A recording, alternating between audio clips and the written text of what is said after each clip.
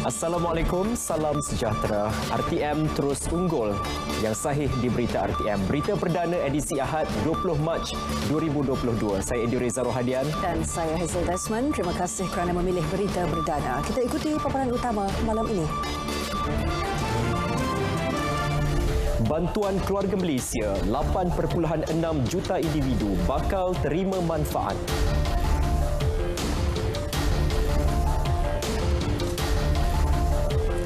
Mekanisme dan pelaksanaan gaji minimum baharu diumum dalam masa terdekat.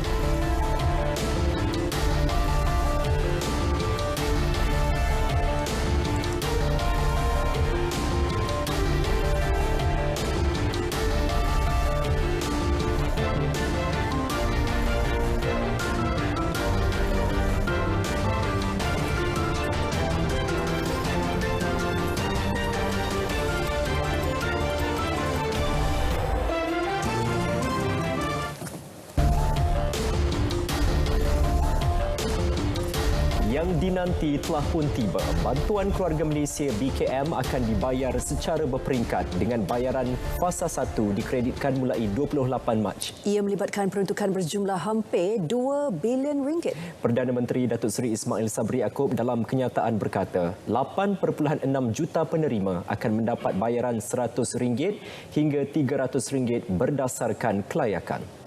Jumlah berkenaan merangkumi 4 juta isi rumah, 1.2 juta warga emas yang bujang atau tiada pasangan dan 3.4 juta individu bujang.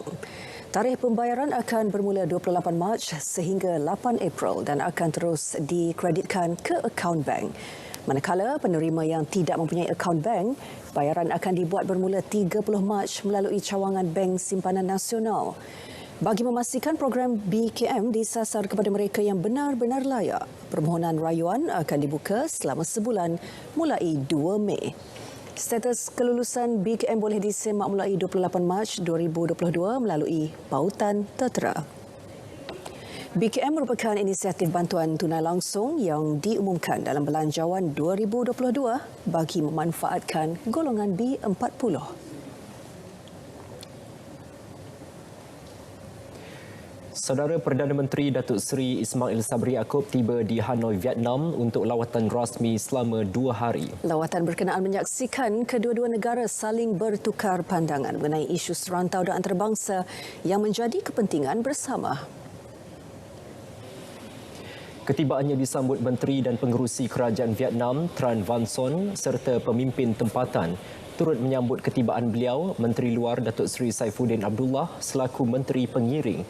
Sejurus tiba di Hanoi, beliau mengadakan pertemuan dengan beberapa syarikat Vietnam yang mempunyai kepentingan di Malaysia dan berhasrat mengembangkan perniagaan mereka. Manakala pada hari kedua, sambutan rasmi akan diadakan di Istana Presiden dan diikuti sesi bergambar bersama rakan sejawatan Pham Minh Chinh. Kedua-dua pemimpin akan mengadakan perbincangan diikuti sesi pertukaran dokumen. Perdana Menteri juga dijangka membuat kunjungan hormat ke atas Presiden Vietnam Nguyen Xuan Phuc.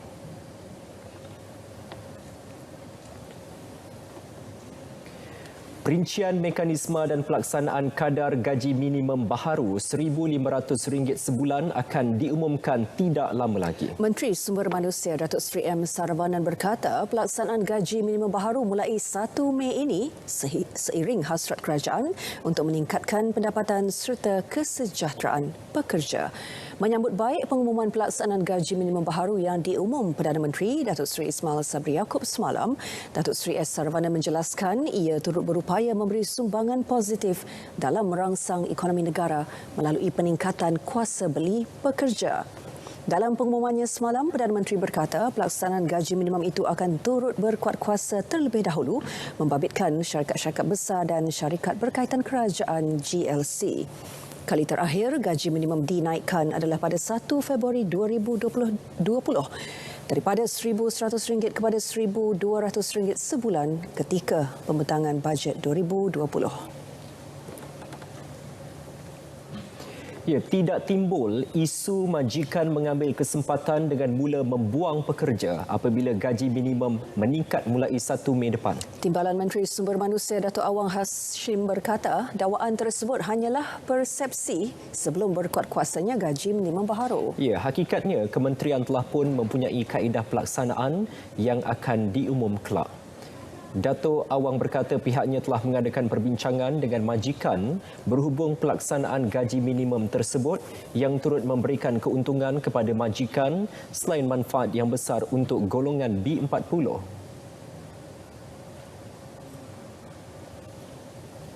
Dia ada beberapa segmentasi of majikan dalam pengumuman gaji minimum wage 1005 ini. Yang tu kita akan umumkan kelak. Tetapi yang pentingnya sempena Hari Buruh 1 bulan Mei kita mengambil satu pengumuman yang akan mengubah sistem penggajian, memberi manfaat pada golongan B40 dalam negara kita.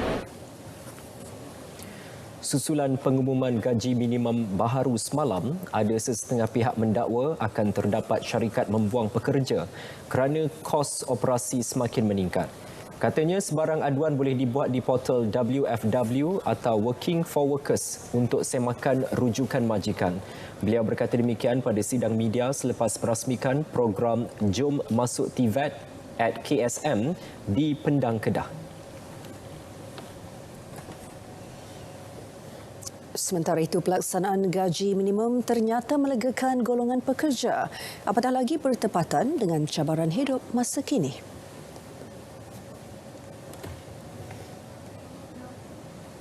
Pada saya itu satu langkah yang baiklah sebab tengok pula dengan keadaan ekonomi sekarang kan, keadaan ekonomi kita sekarang, pada saya benda tu dapat bantu untuk orang-orang yang macam saya, muda macam saya okeylah, dan saya harap itu bukan je untuk company yang besar kita kembangkanlah, maknanya macam company-company kecil pun bolehlah naikkan ke 15, bukan ke company besar dan GSC company je. Pandangan saya dia tepat pada waktu dia lah. Sebab dalam keadaan ekonomi yang sekarang ni, zaman sekarang tengah kebanyakan yang tak stabil kan, ada yang tengah buang kerja, ada yang baru nak bermula kerja semua.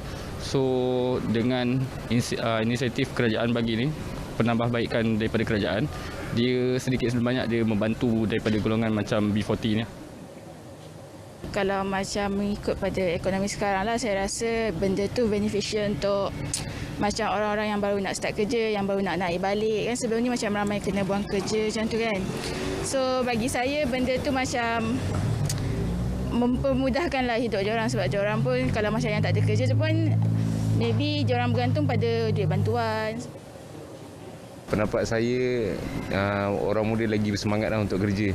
So dia tak ada macam bila nak kerja dengan dulu gaji basic 1,200, sekarang dah 1,500, so ramai lagi minat lah nak kerja. Dengan kos sara hidup yang tinggi, dia membantu rakyat untuk go through hidup everyday lah.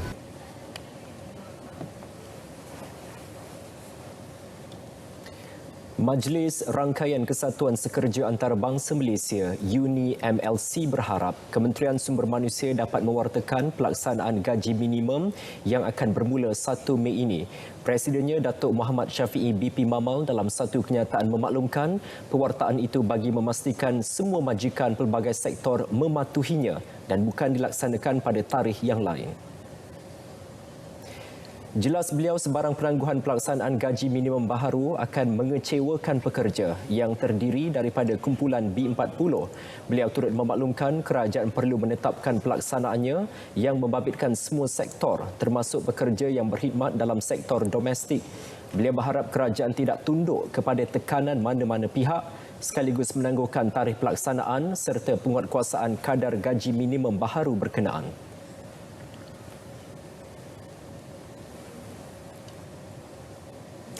Bagi gaji minimum penjawat awam pula, Ketua Pengarah Perkhidmatan Awam Datuk Seri Muhammad Syafiq Abdullah berkata penelitian menyeluruh perlu dilakukan sebelum sebarang keputusan dibuat. Ini termasuk melihat semula keupayaan kewangan negara dalam menampung jumlah kenaikan tersebut. Jelasnya pendekatan itu bagi memastikan tanggungan semasa kerajaan bagi kaki tangan berkhidmat dan pesara berada pada kadar terkawal. Beliau berkata demikian sebagai mengulas sama ada kadar gaji minimum RM1,500 yang diumumkan Perdana Menteri kepada majikan syarikat besar turut akan dilaksanakan kepada penjawat awam. Datuk Seri Muhammad Syafiq ditemui selepas menghadiri majlis perjumpaan bersama Pegawai Kanan Negeri Perak di Bangunan Perak Darul Rizwan. Dalam pada itu, beliau mahu mempertingkatkan mutu perkhidmatan awam supaya dapat dimanfaatkan oleh rakyat. Ini termasuk memudah cara perkhidmatan, mengurangkan kerenah birokrasi, tangkas dan berinovasi.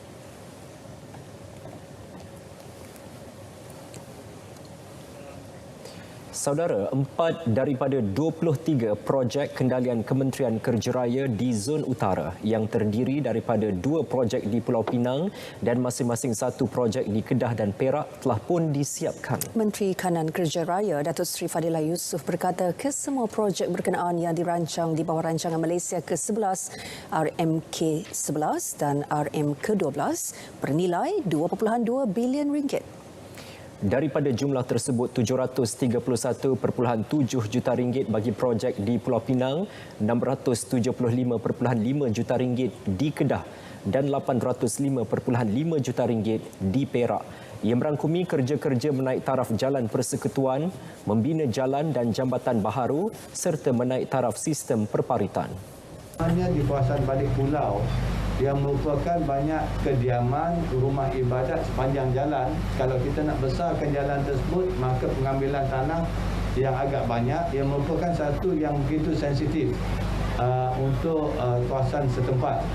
Yang ini kita memerlukan engagement setakat mana ketersediaan lah. Sama ada orang nak menyerah tanah untuk diambil dan sebagainya. So engagement perlu adalah di antara penduduk, di antara kajian negeri dan juga kita di peringkat persekutuan.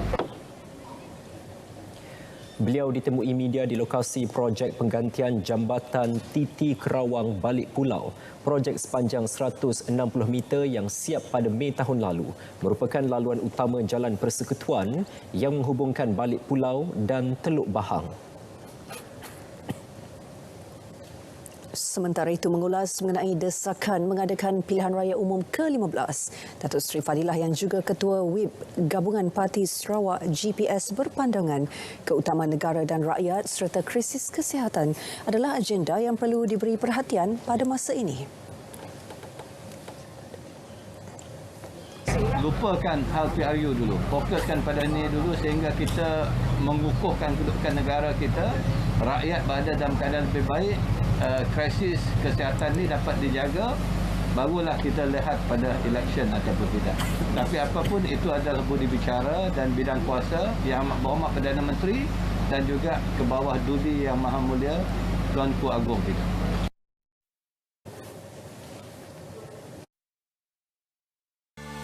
Pasukan Tidak Balas Kecemasan Pertahanan Awam Saidat Keluarga Malaysia ditubuhkan pada 16 Mac 2006.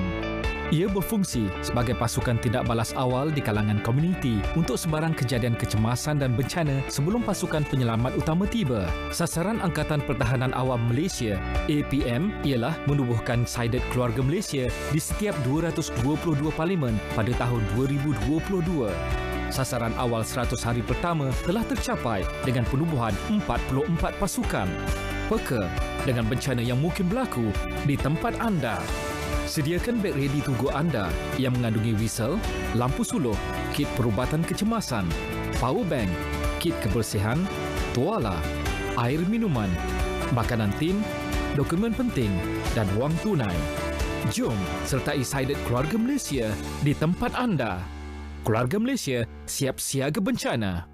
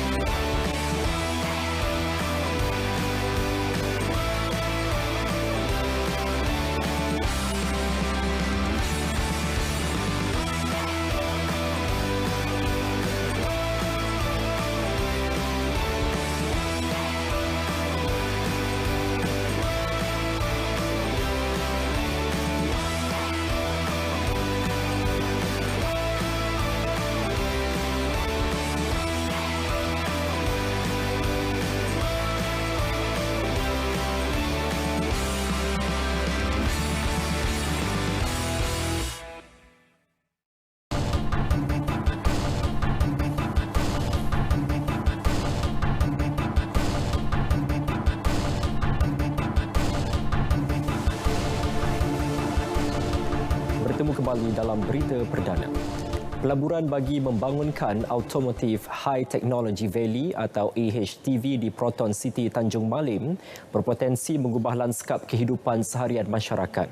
Pertumbuhan aliran masuk industri hiliran automotif berteknologi tinggi juga dijangka meningkat selaras dengan perkembangan revolusi industri IR 4.0. Pakar ekonomi Muhammad Nur Izzuddin Noh berkata, pelaburan DRB Highcom bernilai 32 bilion ringgit itu dapat memberi impak positif secara holistik kepada masyarakat dan ekonomi tanpa mengabaikan kelestarian alam sekitar. Pelaburan 32 bilion daripada DRB Highcom ini juga dapat diterjemahkan kepada peningkatan taraf hidup masyarakat setempat, mewujudkan bandar-bandar satelit, menawarkan peluang pekerjaan sama ada berteknologi tinggi selaras dengan IR 4.0 dan juga menawarkan pekerjaan-pekerjaan hiliran yang lain. Tambah beliau, inisiatif berkenaan turut mengurangkan kadar pengangguran secara drastik. Selain itu, masyarakat dinasihatkan bersedia untuk mempersiapkan diri dengan kemahiran dan ilmu baharu mendepani perubahan pantas teknologi terkini. Satu demi satu perubahan daripada segi teknologi. Yang pertama kita lihat daripada perubahan daripada segi teknologi digital telah berlaku. Dan kemudian kan berasaskan perubahan fasa ini, kita akan jangkakan lebih banyak lagi industri berasaskan teknologi akan tumbuh dengan lebih pesat lagi sejajar dengan perkembangan ini. Beliau mengulas pengumuman Perdana Menteri mengenai pelaburan berkenaan di Tanjung Malim. Majlis Amanah Rakyat MARA memeruntukkan hampir 20 juta ringgit bagi melaksanakan program keusahawanan di Kedah. Menteri Pembangunan Luar Bandar Datuk Seri Matzir Khalid berkata, peruntukan itu termasuk kemudahan pembiayaan yang menyasarkan 1,033 usahawan. Jelasnya, MARA sentiasa berusaha menambah baik ilmu keusahawanan dan kemahiran baharu usahawan di bawah seliaannya untuk kembali berdaya saing selepas terkesan akibat pandemik COVID-19. Usahawan dengan digital lah, itu yang paling penting sekali. Dan yang keduanya, bagaimana dia nak restart dia punya bisnes selepas daripada pandemik COVID-19 ni. Dan ada juga yang berkaitan dengan marketing. Beliau merasmikan program keusahawanan MARA 2022 dan Majlis Ramah Mesra bersama usahawan MARA di Langkawi. Program 3 hari itu menghimpunkan 200 usahawan dari seluruh negara dengan memberi pendedahan berkaitan pemasaran tanpa kos selain program khas aspirasi pendigitalan automotif.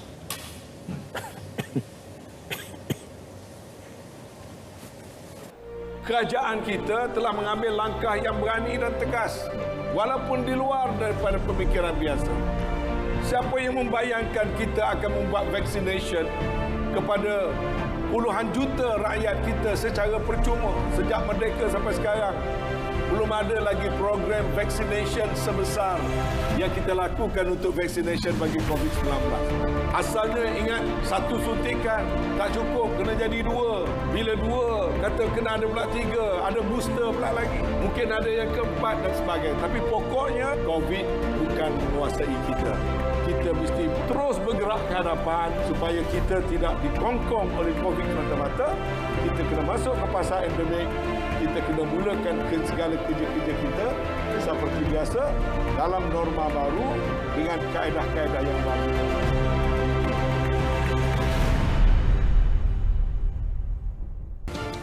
Yang di-Pertuan Agong Al-Sultan Abdullah Riayatuddin Al-Mustafa Billah Shah dan Raja Permaisuri Agong Tunku Hajah Azizah Aminah Maimunah Iskandariah menzahirkan ucapan tahniah kepada Hospital Tunku Azizah HTA Kuala Lumpur atas kejayaan pembedahan pemisahan pasangan kembar Siam Pramatang pertama negara. Baginda berdua berkongsi rasa sukacita dan bangga atas kejayaan itu menerusi catatan di laman Facebook Istana Negara.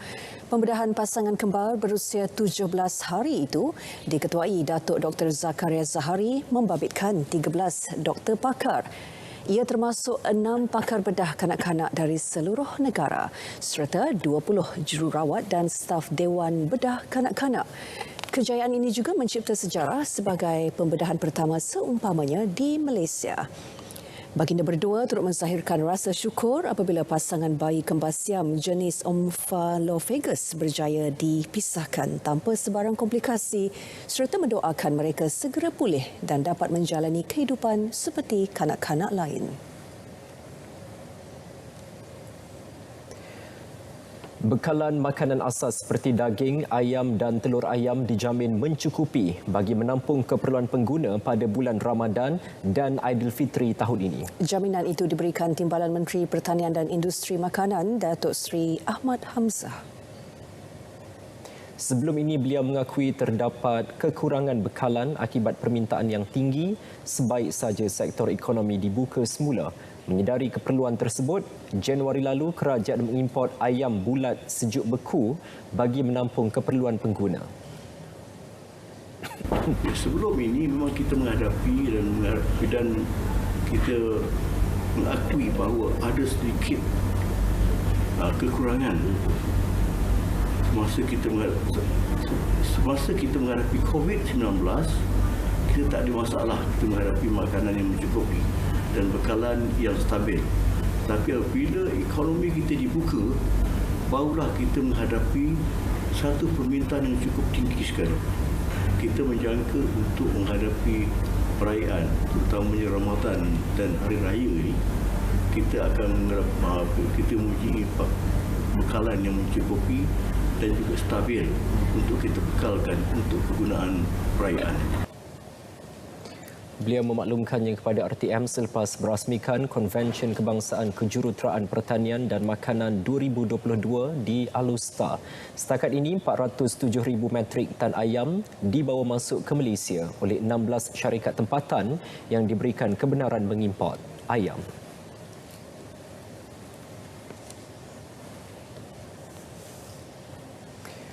Konflik Rusia-Ukraine tidak menjejaskan pengeluaran makanan atau mengawal harga bahan makanan di Malaysia. Menteri Pertanian dan Industri Makanan MAFI, Datuk Seri Dr. Ronald Kiandi menjelaskan kerajaan telah mengambil pelbagai langkah intervensi bagi menjamin keselamatan makanan negara.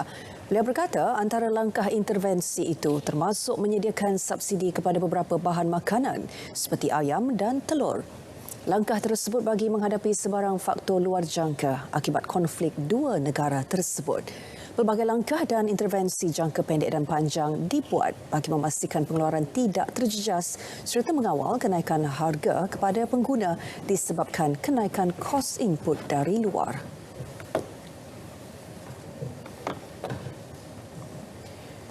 Ya, dan ini pula susulan pengumuman pembekuan akaun bank bekas suami yang gagal beri nafkah kepada bekas isteri. Menyambut baik langkah berkenaan, Menteri Pembangunan Wanita, Keluarga dan Masyarakat Datuk Seri Rina Muhammad Harun berkata, ia selaras dengan 6 inisiatif bagi memperkasa wanita selain membantu golongan itu mendapatkan hak mereka. Kalau kita lihat, ini bukan sekadar tugas dan tanggungjawab Kementerian Pembangunan Wanita, Keluarga dan Masyarakat. Bila kita sebut tadi, yang pertama tadi adalah berkaitan dengan Mahkamah Syariah.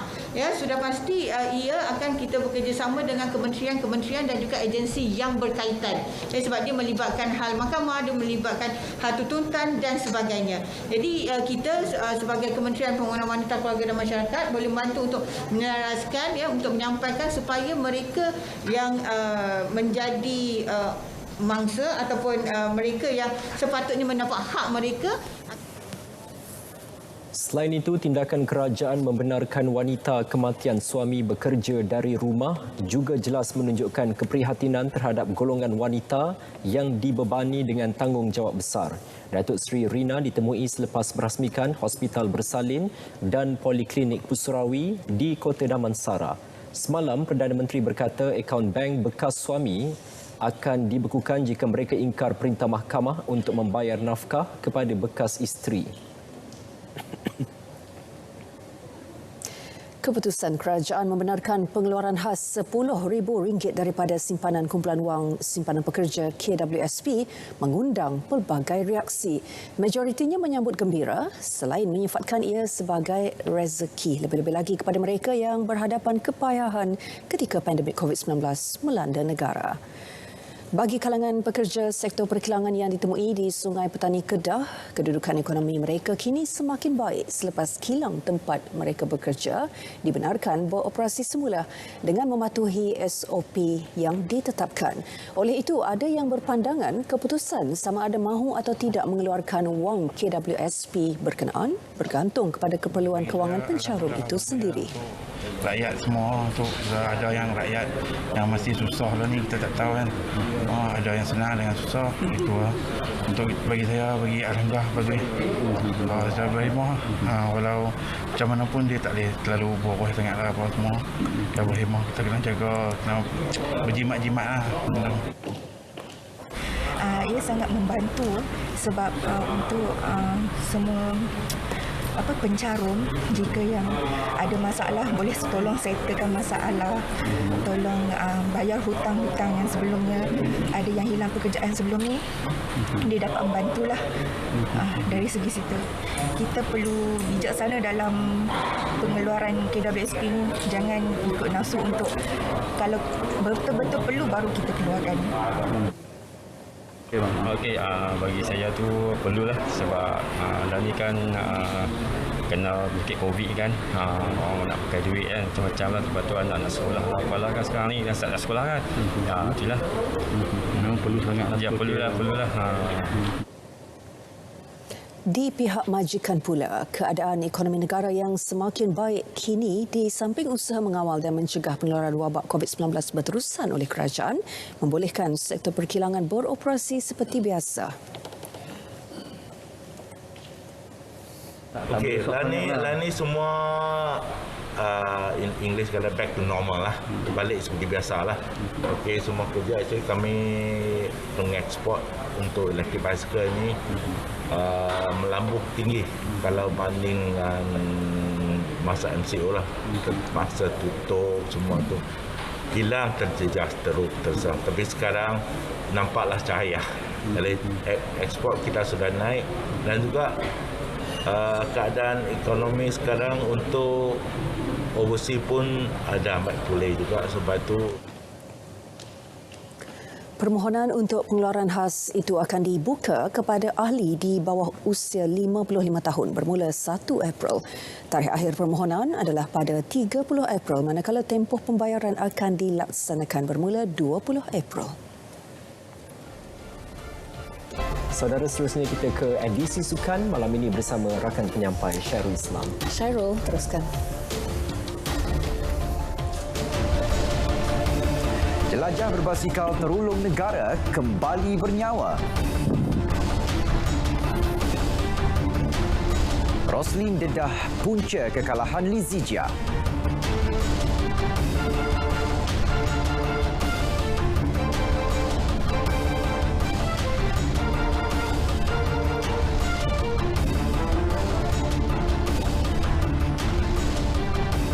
Assalamualaikum, salam sejahtera, bersama saya Syairul Islam dalam edisi Sukan malam ini. Saudara, setelah dibatalkan tahun lepas akibat COVID-19, perlumbaan jelajah berbasikal telurung negara Li-Tua di Langkawi LTDL bakal kembali mewarnai arena sukan tanah air pada Jun depan. Menteri Belia dan Sukan Datuk Seri Ahmad Faizal Azumu berkata penganjurannya pada tahun ini dipersetujui selepas negara memasuki fasa endemik COVID-19. Masuki edisi ke-26, perlumbaan berstatus UCI Pro Series itu akan diadakan pada 11 hingga 18 Jun nanti. Dan saya mengharapkan agar usaha yang telah dibuat ini membawa kembali Li-Tua di Langkawi dapat menyemarakkan lagi minat orang ramai dalam sukan berbasikal. Bukan itu saja, yang jauh lebih penting ialah untuk kita kembali memperkenalkan negara kita, memaklumkan kepada dunia bahawa Malaysia telah dibuka dan kita jemput orang ramai kembali datang ke Malaysia untuk melancong dan bercuti di negara kita yang mempunyai banyak tempat-tempat indah untuk tujuan percutian. Beliau berkata demikian pada sidang media sempena Karnival Belia dan Sukan serta Majlis Pengenalan Laluan LTDL edisi ke-26 di Ipoh Perak. Edisi kali ini bakal menyaksikan 8 peringkat perlumbaan dengan jarak sepanjang 1,183 km membabitkan Kuala Lumpur, Putrajaya, Negeri Sembilan, Pahang, Selangor, Perak, Pulau Pinang, Kedah dan Langkawi. Sebanyak 22 pasukan dijangka mengambil bahagian termasuk 18 pasukan dari luar negara. Kita beralih ke perkembangan badminton. Kegagalan jaguh perseorangan lelaki negara Lee Zijia yang tersekat di separuh akhir kejuaraan All England semalam adalah berpunca daripada sikap tidak sabar pemain itu sendiri di atas gelanggang. Demikian pandangan bekas pemain nombor 1 dunia Muhammad Roslin Hashim selepas menyaksikan kekalahan juara bertahan itu kepada bintang muda dari India Lakshya Sen dalam pertarungan 3 set. Perbezaan antara Lee Zijia dan juga Lakshya Sen semalam, dalam permainan semalam, Lakshya Sen ni dia lebih passion daripada Lee Zijia. Sebab walaupun kalau kita tengok di game yang ketiga, Lee Zijia dah mendahului dia dengan 16-13, tetapi dia tak ada membuat pukulan-pukulan yang terburu-buru, tergesa-gesa untuk mematikan rally. Jadi dia cuma ikut je. Jadi perbezaan lah yang saya nampak antara Lakshya Sen dan juga Lee Zijia adalah kesabaran Lakshya Sen itulah. Dia lebih sedikit daripada Lee Zijia. Selain itu, Zijia turut mempamer prestasi cemerlang di sepanjang kejohanan termasuk menewaskan juara dan bekas pemain nombor 1 dunia Kento Momota buat kali kedua di suku akhir kejohanan ini.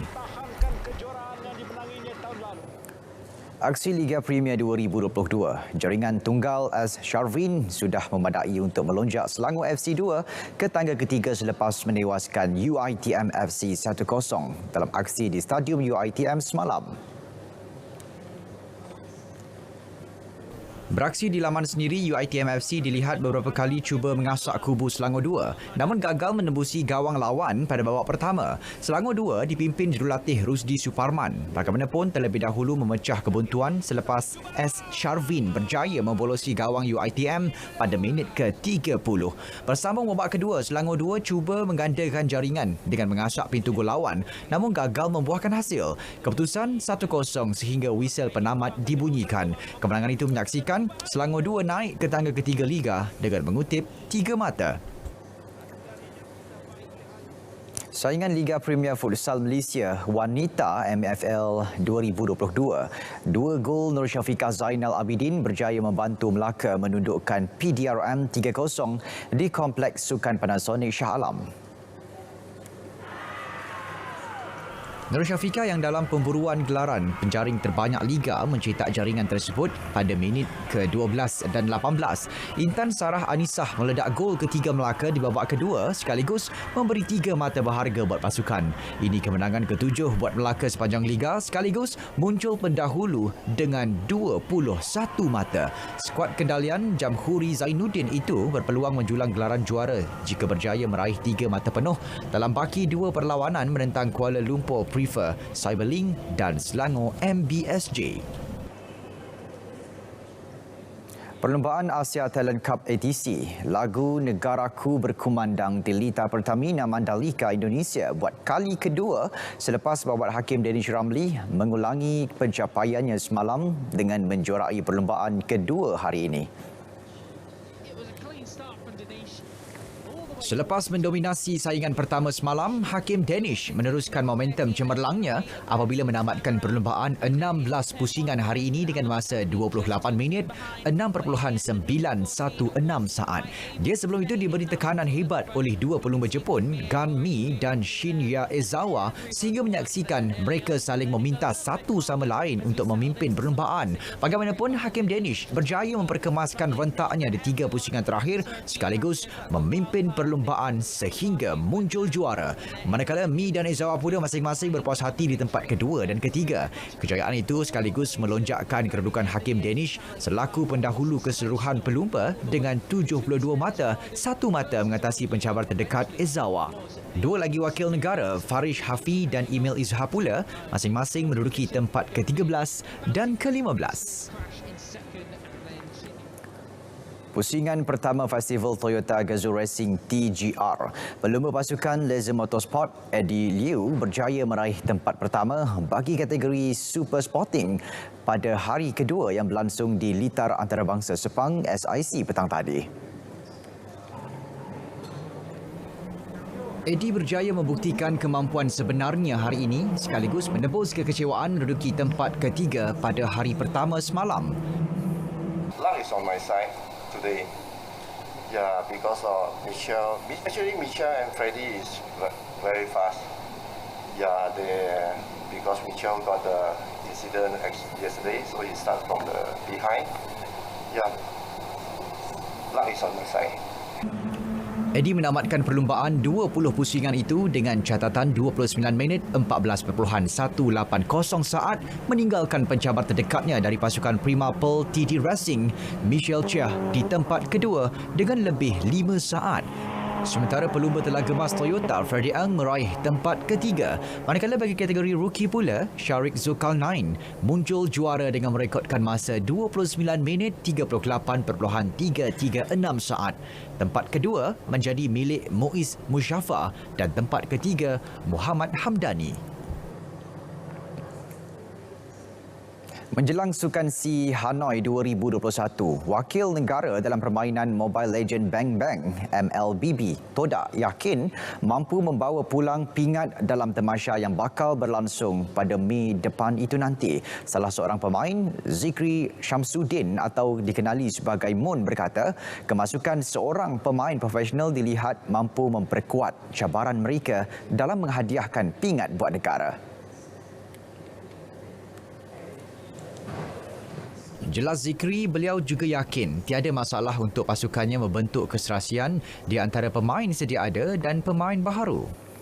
Benda itu tak susah sebab kita tahu player tersebut sangat tahu dengan gameplay kita orang, dan kita orang pun sangat tahulah kan macam mana gameplay dia orang, gameplay dia, so for us untuk adapt dengan dia punya gameplay dan untuk dia adapt dengan kita punya gameplay, rasanya tak ambil masa yang lama. Zikri dan 4 lagi rakan sepasukannya kini sedang bersaing dalam kejohanan Liga Profesional Mobile Legend MPL Malaysia yang juga menjadi persiapan mereka ke Sukan SEA. Todak sebelum ini terpilih mewakili negara bagi permainan Mobile Legend Bang Bang di Sukan SEA selepas menjorai kejohanan pemilihan E-Sukan Malaysia 2022 bulan lepas. Beralih ke Sukan Rugby. Pasukan UPM Angels menepati jangkaan menjorai Liga Rugby Selangor MSNS KRS 2022 dengan menewaskan pasukan Koba RC 34 berbalas 19 pada aksi final semalam.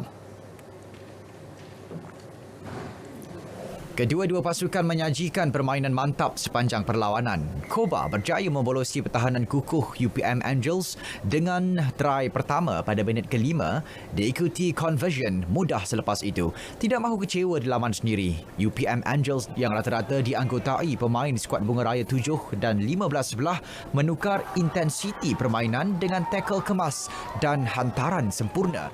Taktik itu jelas berjaya menggugat kubu lawan dan menghadirkan mata penyamaan buat mereka. UPM Angels kemudian terus memimpin perlawanan, namun Koba tetap cuba mengejar dengan menambah beberapa mata. Meskipun terpaksa bermain dengan 14 orang pada separuh masa kedua, ia langsung tidak menggugat taktikal UPM Angels untuk mengekalkan kelebihan sehingga whistle penamat dibunyikan. Terdahulu dalam perlawanan tempat ketiga dan keempat, KL Tiger menang tipis ke atas UDM Black Hawk dengan mata 27 berbalas 22. Saudara, edisi Sukan 20 Mac 2022 berakhir di sini. Saya Syarul Islam. Salam keluarga Malaysia dan salam sukan untuk semua.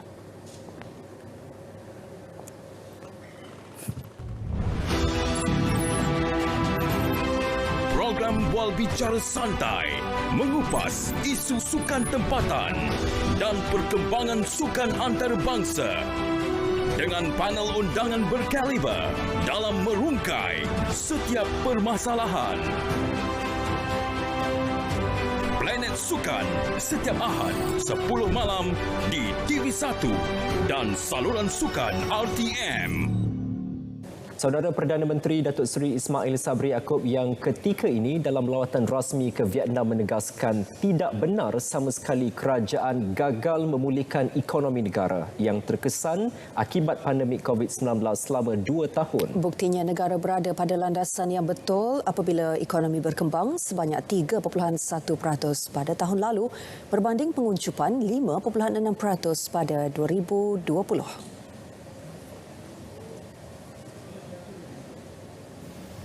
Saya terpaksa, saya nak sebut ini kerana ramai yang menganggap bahawa kita masih gagal untuk memulihkan ekonomi. Sebenarnya kita sudah pun berjaya untuk memulihkan ekonomi. Dari segi FDI, peningkatan pada tahun 2021 melebihi daripada 50 bilion berbanding 14.6 bilion pada tahun 2020. Begitu juga dengan KDNK. Unjuran KDNK adalah sebanyak 5.5% sehingga 6.5% bagi tahun 2022. Unjuran ini, fokus ini adalah dibuat oleh IMF dan Bank Dunia. Bukan daripada kita saja. Bermakna dari segi pertumbuhan ekonomi dijangka akan lebih baik pada tahun 2020. Dari segi trade, ini Datuk Seri Azmin ada, trade kita melebihi daripada yang kita sasarkan, iaitu untuk tahun 2021 2.1 trilion ringgit dari segi trade. Dari segi ekspor juga meningkat. Perdana Menteri turut memaklumkan kadar pengangguran berjaya dikurangkan daripada 4.6% kepada 4.2% pada 2021. Beliau berucap pada majlis minum petang bersama keluarga Malaysia di Hanoi. Dengan pembukaan sempadan negara pada 1 April ini, dijangka ekonomi tempatan turut meningkat, terutama sekali dalam sektor pelancongan.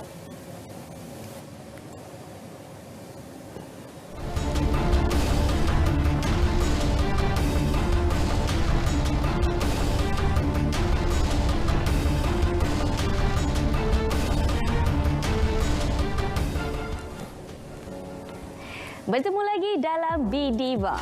Bagi memastikan karya seni tempatan terus diperjuangkan, maka Oji Ahmad Daud nekat menghasilkan filem pendek diadaptasi daripada cerpen Terima Kasih Tuhanku karya Baharudin Kaha terbitan Dewan Bahasa dan Pustaka.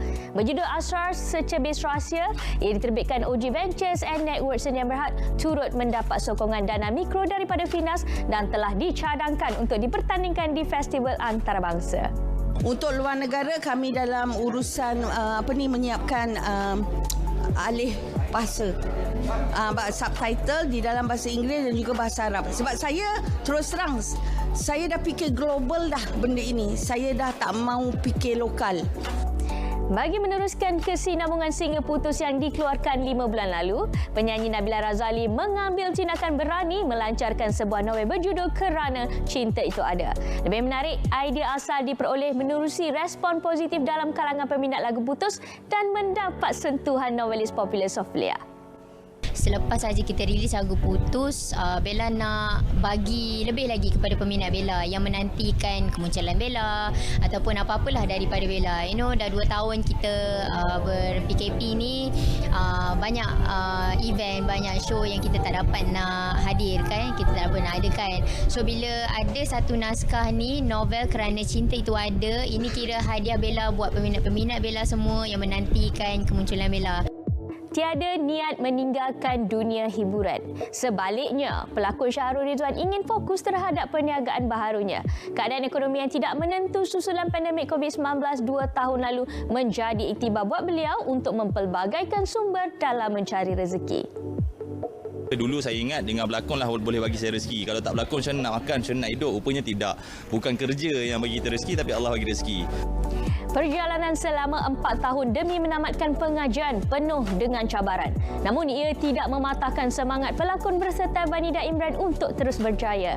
Vanida akui dia perlu bijak membahagikan tugas sebagai seorang ibu, pensyarah, karier seni maupun pelajar. Berkat sokongan dan dorongan penuh daripada keluarga serta teman rapat, kini dia berjaya menggenggam ijazah seni persembahan drama. For me, I cakap, okay, I have to defer sebab my son time tu nak SPM. So, I tak boleh concentrate.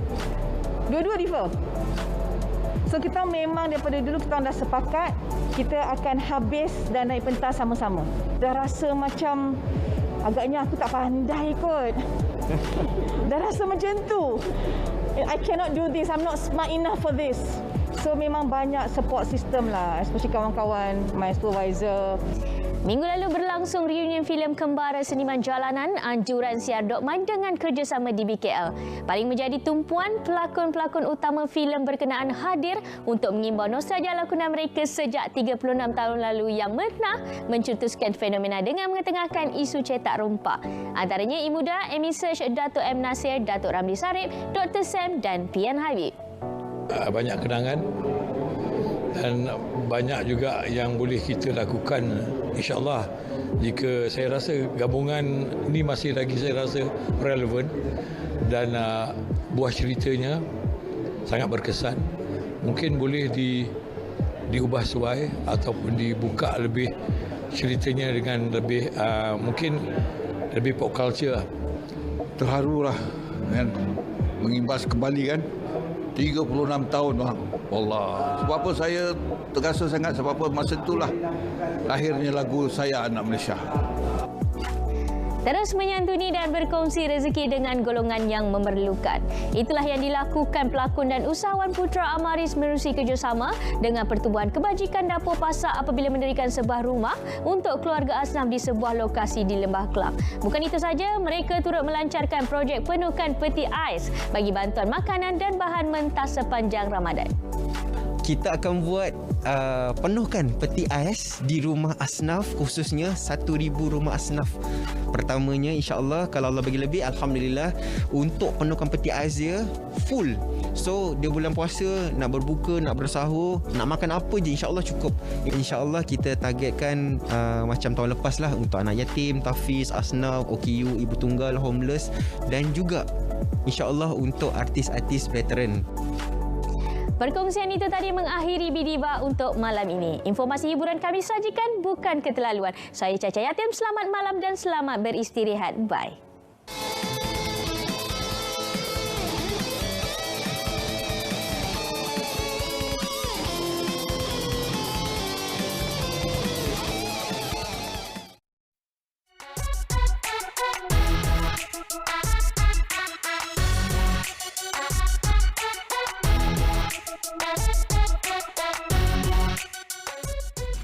Pendaftaran kemasukan menggunakan MySejahtera masih diwajibkan, tetapi dikecualikan untuk kawasan terbuka yang tidak sesak dan tiada perhimpunan ramai.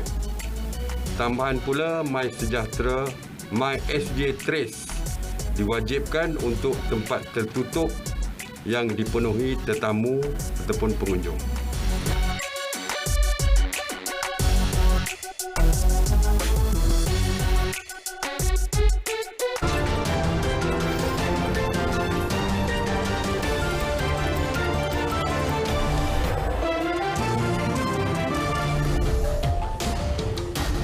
Saudara, seperti biasa dalam segmen hashtag, banyak yang akan kami kongsikan, semuanya cerita menarik dan tular. Dan apa pula yang tular dan menarik dalam segmen hashtag malam ini? Sama-sama kita saksikan. Budu antara makanan digemari orang pantai timur. Bagaimanapun, ia kini dinikmati hampir seluruh keluarga Malaysia. Sama seperti gadis Sabah ini apabila dia menikmati makanan bersama sebotol budu. Dengan selamba, dia meneguk budu begitu saja sambil menikmati dengan caranya tersendiri. Sehingga kini, video akaun TikTok miliknya itu telah mendapat lebih 600,000 tontonan. Ini pula di Republik Czech, seekor anak badak sumbu hitam dinamakan Kiev. Pengarah Zoo Dur Kralov berkata nama Kiev dipilih sempena memberi penghormatan kepada Ukraine yang kini bertahan daripada serangan Rusia. Haiwan dilahirkan 4 Mac lalu itu bertambah berat badan sebanyak 1 kilogram setiap hari dan berada dalam keadaan sihat.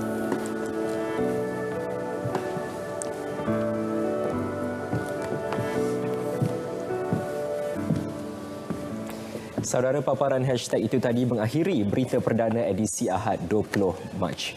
Dengan itu, Assalamualaikum. Salam keluarga Malaysia.